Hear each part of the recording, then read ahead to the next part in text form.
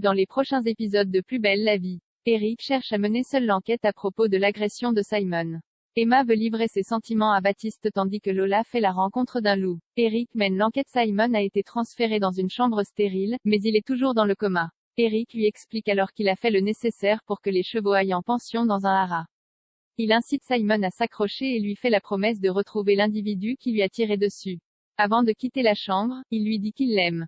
Plus tard, l'ex-policier débarque au commissariat pour chercher des informations, mais le mot de passe de l'ordinateur a été changé. Il demande à Ariane de lui donner le nouveau mais elle refuse. Eric n'étant plus policier, la jeune femme, qui est chargée de l'enquête, promet à son ami qu'elle va tout faire pour arrêter celui qui a tiré sur Simon.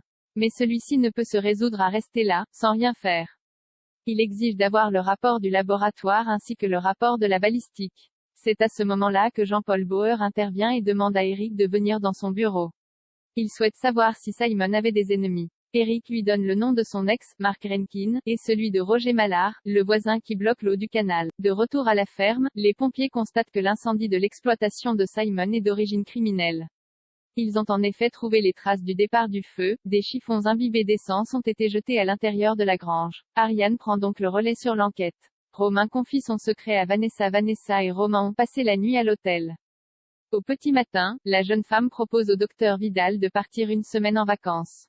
Vanessa veut emmener Romain dans un petit cabanon de famille au milieu de la nature. Elle lui confie à quel point c'est important pour elle, car elle n'y a jamais emmené personne. Romain accepte, ravi de partir avec elle. Au cabinet, Romain tombe sur Sylvia qui veut tout savoir sur sa soirée de la veille. Il lui confie qu'il se sent bien avec Vanessa et qu'il n'a pas envie de lui cacher des choses. C'est pourquoi, il lui avoue un peu plus tard être atteint d'une maladie dégénérative.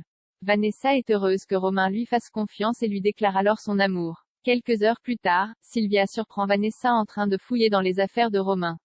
La jeune femme prétend dans un premier temps chercher du paracétamol et part précipitamment sans en avertir Romain, laissant Sylvia quelque peu interloquée. Lola face un loup. Kylian est sans nouvelles de Lola et il commence à s'inquiéter. Il cherche à joindre sa sœur sans succès et lui laisse un message.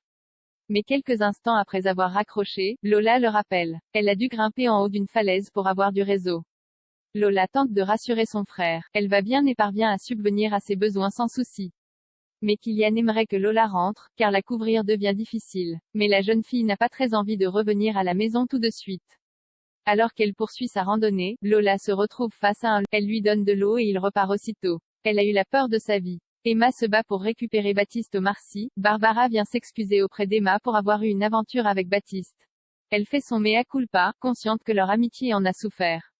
Emma a tourné la page et ne lui en tient pas rigueur. La jeune femme est consciente que Baptiste étouffait et qu'il devait trouver son équilibre ailleurs. Emma confie également à Barbara que la mort de César lui a fait réaliser beaucoup de choses et qu'elle a envie de recoller les morceaux avec son mari. Barbara rassure la jeune femme en lui disant que Justine ne lui arrive pas à la cheville et l'encourage à se battre. Emma donne alors rendez-vous à Baptiste à l'endroit même où il l'a demandé en mariage. Elle veut rattraper le temps perdu, persuadée qu'ils sont faits l'un pour l'autre.